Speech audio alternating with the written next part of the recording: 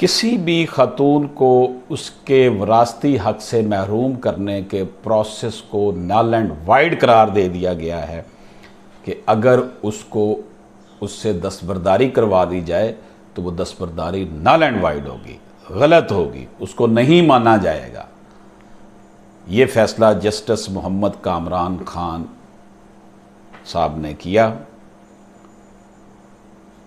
اس میں انہوں نے کہا ہے کہ no mutation of inheritance be carried out without transferring property in the name of all shareholders including females، کہ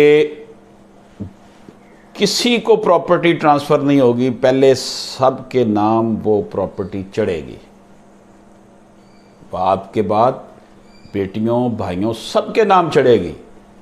یہ نہیں ہے کہ ہبا ہو گئی ہے، not at all، سب کے نام چڑھنی ہے۔ وہ ہبا نل اینڈ وائڈ ہے، وہ دستبرداری بھی نل اینڈ وائڈ ہے۔ اجازت دیجیے، اللہ حافظ۔